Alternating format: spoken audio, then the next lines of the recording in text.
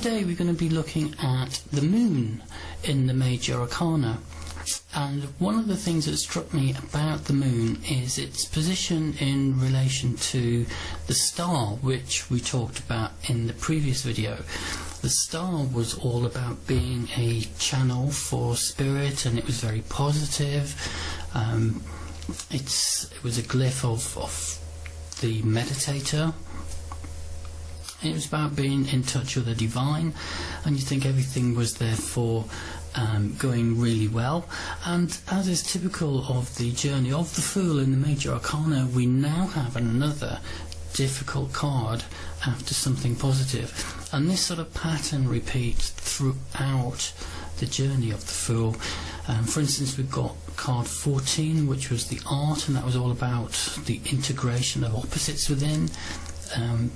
So you had a sense of completion with art, and then you have the Devil and the Tower card that followed, so that's two difficult cards.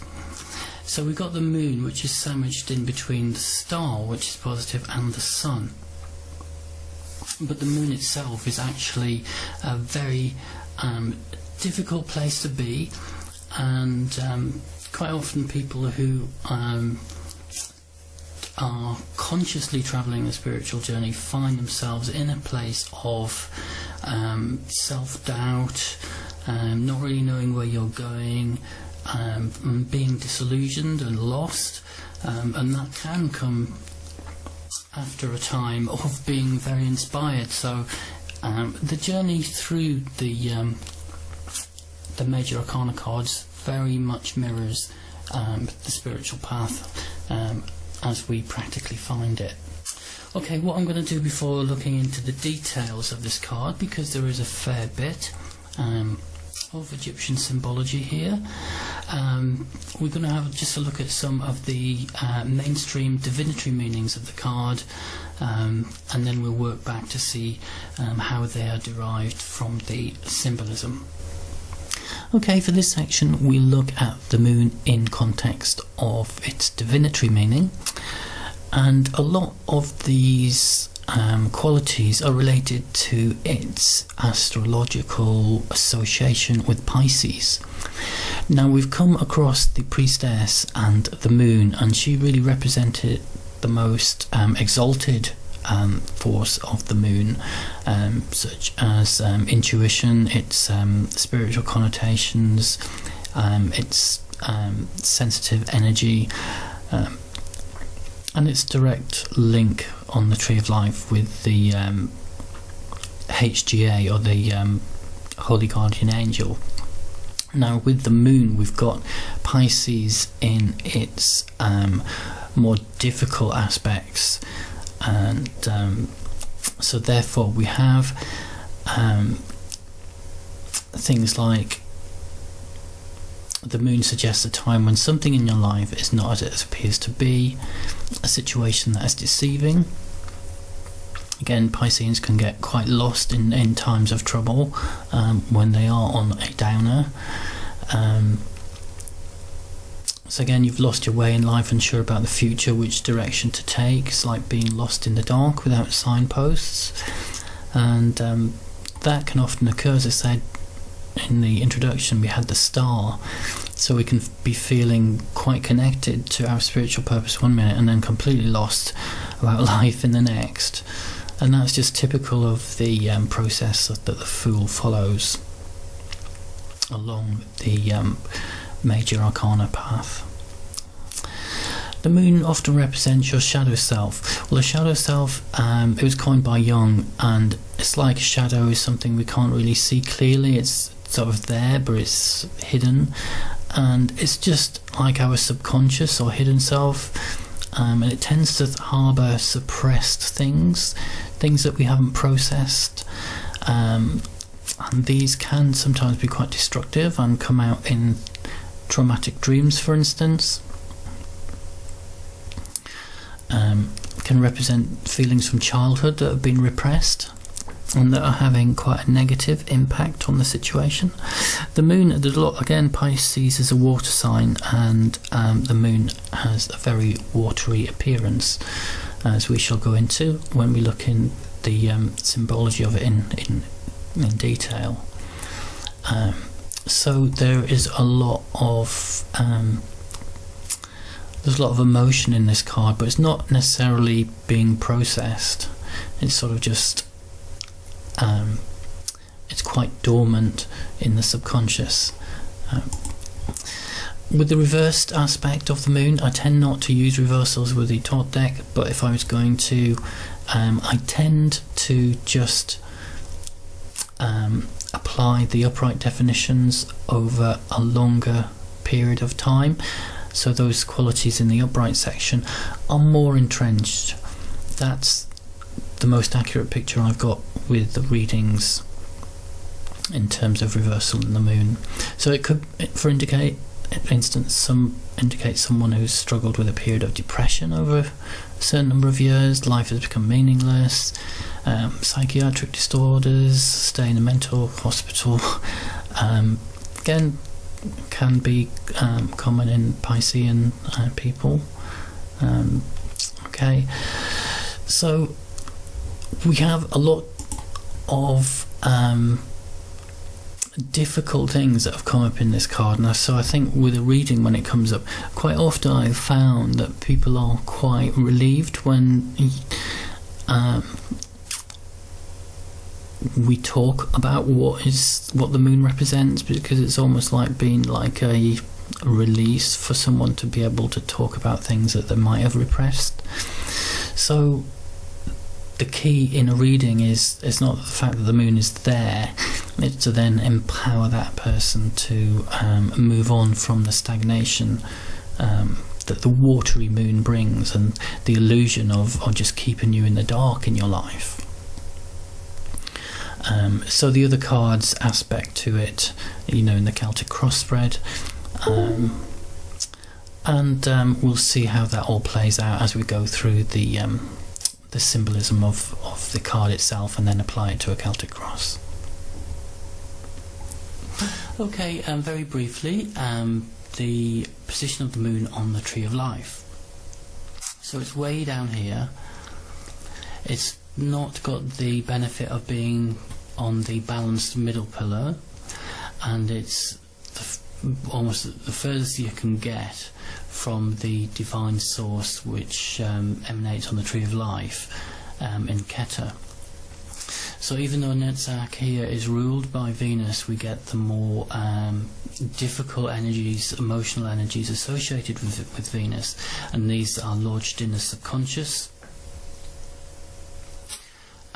which is where the moon gets some of its definitions from, in terms of it being linked to difficult issues that are lodged in our subconscious mind. But Netzach also means victory, so the implication is that this stage here that the moon brings the Fool on, is all to do about overcoming these difficult issues lodged in our subconscious. Malkut here is the most earthly Sephiroth. It's at the bottom of the Tree of Life, and it's our way of becoming established in identifying with our sort of earthly reality. So this path is all about bringing what's in our subconscious to the most tangible realm, and working through that so that it's no longer like a block to us, it's no longer holding us back. So there are difficult issues with regards to this card, but it is there for a reason, to move things out of the subconscious so we can deal with them and become more articulate, be able to express ourselves more freely, and walk the spiritual path easier. So I think that's a short summary of the moon card in relation to the Tree of Life. The moon card is linked in with the Hebrew letter Thoth. It's spelled Q-O-P-H, although there are variants on that, but pronounced Thoth. And it essentially means back of the head, and it relates to the cerebellum part of the brain. So, well, just briefly, see that? This is the cerebellum here, so it's not it's out of our visual field. I think that is the main thing that they want to get across with regards to the meaning. And this letter is represented on the moon card in the lower right side there. So Thoth, as I said, means back of the head. The cerebellum itself, amongst other things, is related to regulating pleasure and fear responses. In other words, the emotions, which links in with Netzach, the seventh Sephiroth. And a lot of things that are stored in the subconscious are related to fear. So being at the back of the head, it represents things that we don't see, and therefore it's related to the subconscious and the general meaning of the moon card itself. The astrological association of this card is Pisces, which we see here, and it's the last of the major trumps, which is directly linked to a zodiac sign. Pisces, the relevance of that is really that Pisces is ruled by Neptune, and Neptune, as we can see here, is the Roman god of the sea. And we can see this watery element, obviously, with being the god of the sea. We've got that issue of water again, which rules this card. We've got the ship on the waves here, which is essentially the rough ride we get in this card. And with Neptune itself as a planet, it's associated with illusion. What is reality? What's illusion? And in fact, we can see a picture of Neptune here. It's actually a beautiful planet. It's got these rings as well.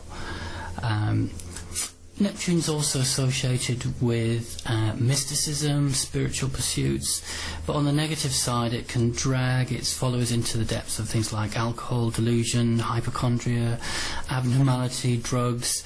It's associated with trickery and deceit, deception, guilt. Often things that we feel guilty about are lodged in our subconscious. So with the moon, as I said, being in this challenging position on the tree of life, the more difficult aspects of planets like Venus, which rules Netzach, the seventh Sephiroth, and Neptune here, which rules Pisces, the more difficult aspects of these planets are brought forward. So we can see there are plenty of obstacles in this card. Next we'll look at the symbology of what's in the moon card in some detail. Okay then, let's have a look at what symbolism is contained in this card. So I'll divide the card up into this lower third to begin with, and here we have the scarab beetle, and it represents Kefra, and it holds this sun disk here. Kefra means he who is coming into being, and represents the sun god in Egyptian mythology, or at least one of his incarnations, and we can see that in this diagram here, where he's represented with the solar disk. So what is he doing on the moon card?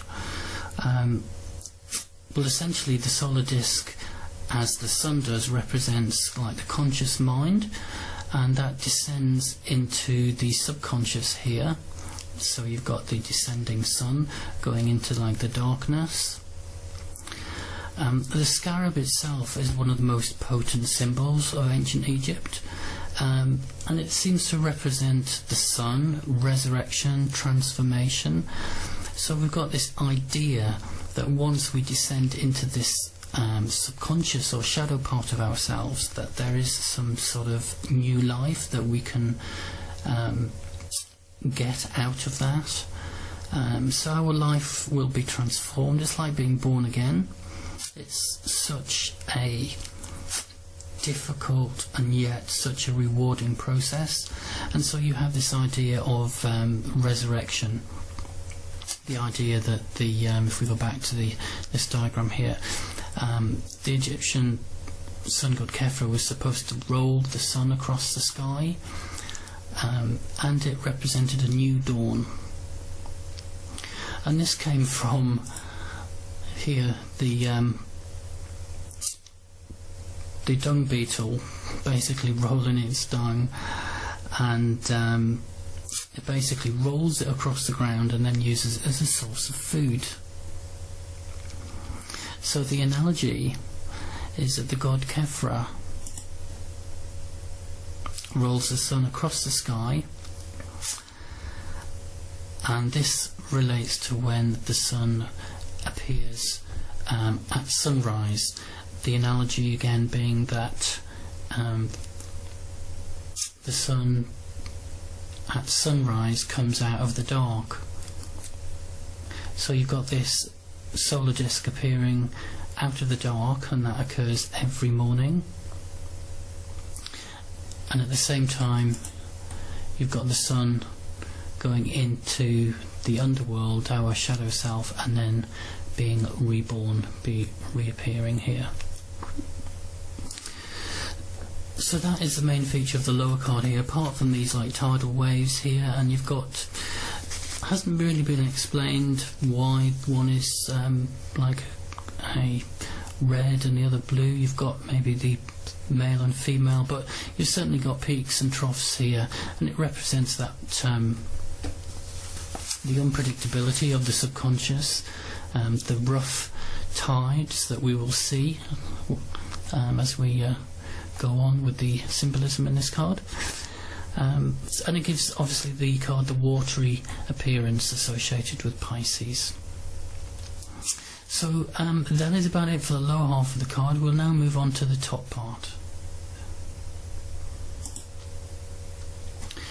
For the top of the card we have two figures here which are standing by the two dark turrets or towers, and you have a pathway which is a pathway which leads from the subconscious down here to the conscious, and there's obviously a link between the two which you can see. The two figures are not identical. I'm just going to do a close-up of those two, which is not, I appreciate, 100% in focus. The figure on the left is Set, and the figure on the right is Anubis. You've got differences here in the snout here, which with Set it's shorter and narrower, and the neck is supposed to be slightly longer, but there's definitely different facial features here between the two. Now with Set,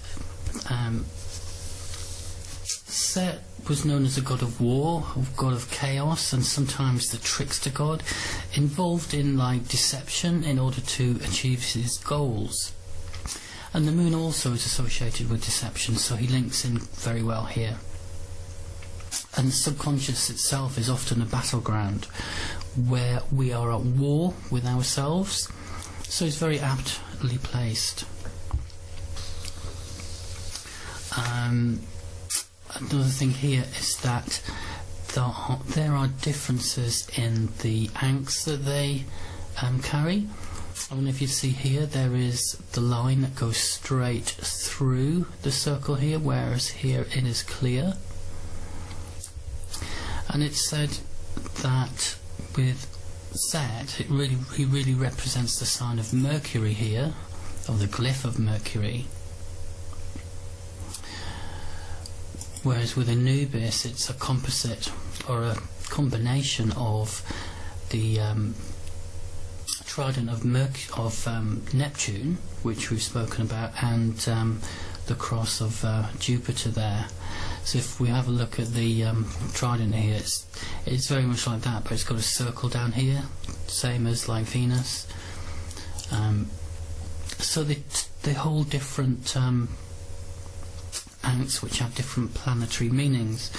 Now Mercury is associated with thinking, logic, and that sort of function does not do well in the subconscious. If anything, it represses it. So Mercury, the logical mind, rational thinking, is not really useful for gaining access to the subconscious emotions. So he very much puts people off this process. Anubis, on the other hand, Anubis is often seen as a psychopomp. There's details about that in my notes, but a psychopomp is basically someone who guides the lost. When someone dies, he acts as a guide for lost. I keep saying lost souls, for souls that are passing from the body into the next world. I meant deceased souls, in an earthly sense. So we have this image of him guiding the soul to the next realm. And in the moon card he represents a guide for lost souls in the dark. So in other words, he is your guide as we go through this journey into the subconscious. So Anubis holds like the yank of Neptune. Neptune is a ruler of Pisces, and Venus is also exalted in Pisces. So in other words, if it's exalted in a planet, then it's very favourably positioned. So we have a lot of astrology in this particular card. We have the Phoenix wands here and here, and the Phoenix wand is seen as a symbol of resurrection, and they are found extensively in the wands suit of the minor arcana. We have the jackal here, which represents the animal part of the soul.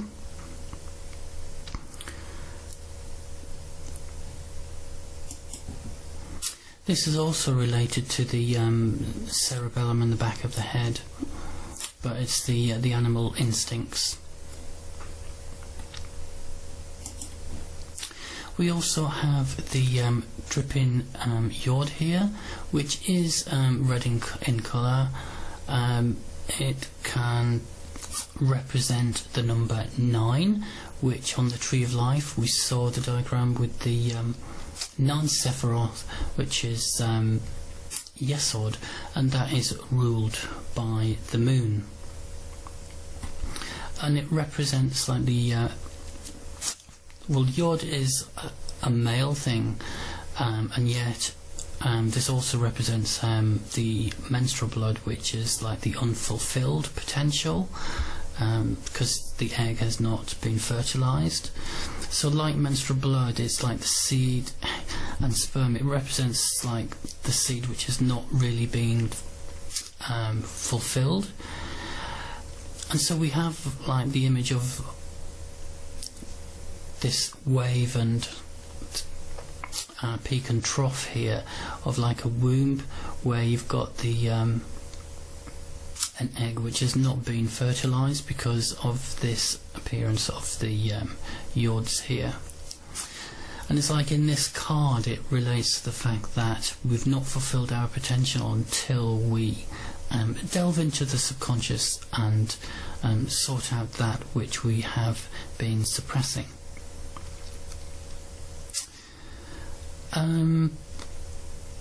Probably last little bit is this section up here where we've got this crescent moon here.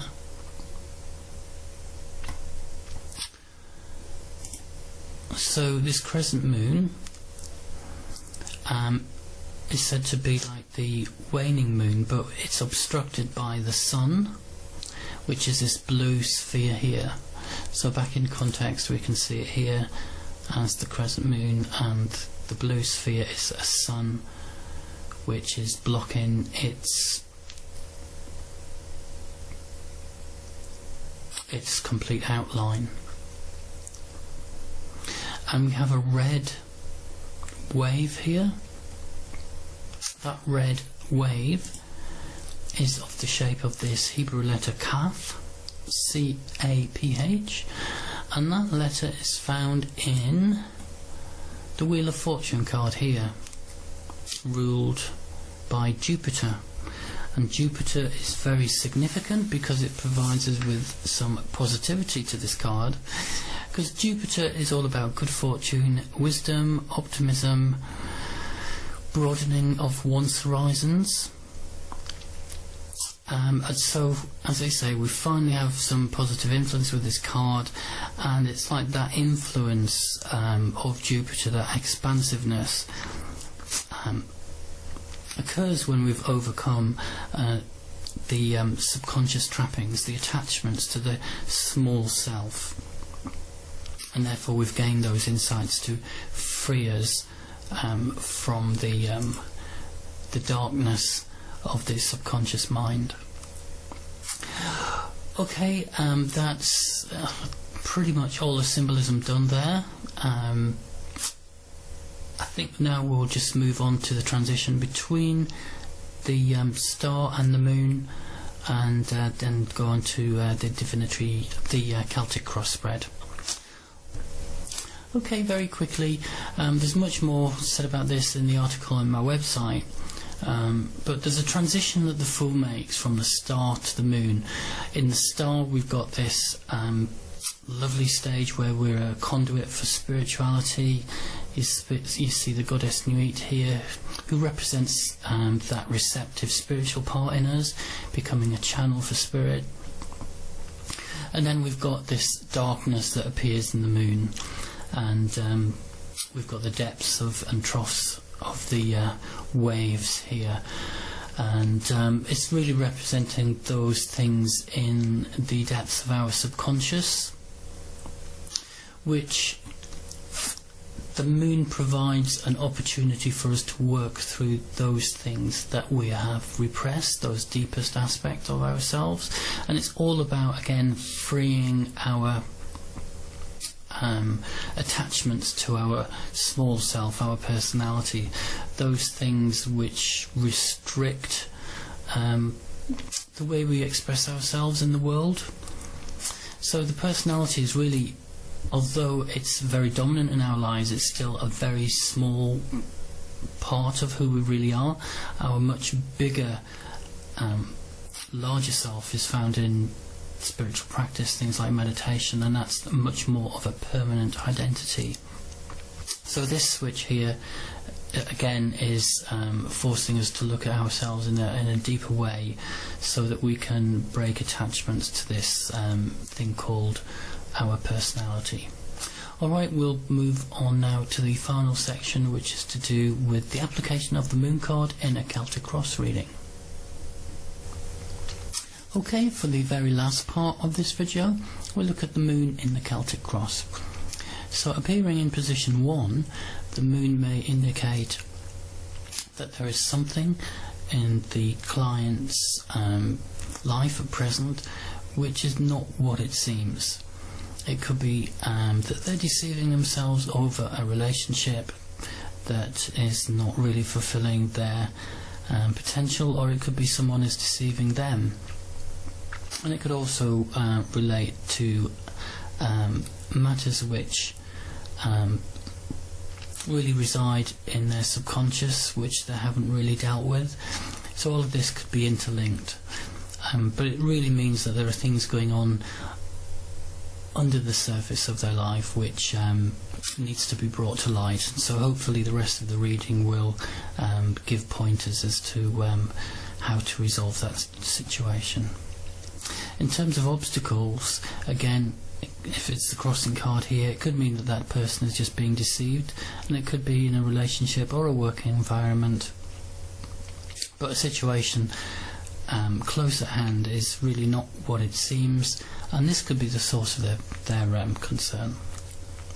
Subconscious influences could be to do with persistent dreams that are traumatic, relating to difficult life experiences, for instance. Position 4, the past, could be previous issues with mental health problems or addiction. The moon appearing in position 5, hopes and goals, would seem to indicate that that person really wishes to become stronger and more balanced and free from things that have traumatized them, that has stayed with them, that they need to work through. And again, the future is a very similar thing, so this is working on things that they've avoided dealing with, and things such as therapies, counselling and things like that can all help, as can seeing friends and just developing new things in your life to move that stagnant energy on. Self-image, it could be that you find yourself reflective, but that you often find you lose your way and get trapped in things from the past. How others see you or your environment. If the moon appears here, indicates your environment really isn't supportive. At worst, you could have people around you with issues of addiction, either physical or psychological, and you have difficulty seeing where authenticity lies. For guidance and warning, I'd say if the moon appears here, unless you resolve things from the past, you will always be held up in the present. And it doesn't mean to say that you need to resolve every last little detail, but the equilibrium, the status quo, needs to be shifted more in favour of dealing with these issues than it has been in the past. And the overall outcome, it does actually represent a good outcome in the sense that it's saying that you've looked deep within yourself to resolve the issues which have held you back. It could be related to childhood or adult trauma, or both. And this inner work allows you a freedom to move your life in a positive direction for yourself and for others. So there's a few of my thoughts for the moon in a Celtic cross-spread. I hope this video has been helpful. None of the videos are ever complete, as you spend a lifetime looking at just one card, but that's some pointers anyway. Okay, take care, and on to the sun next.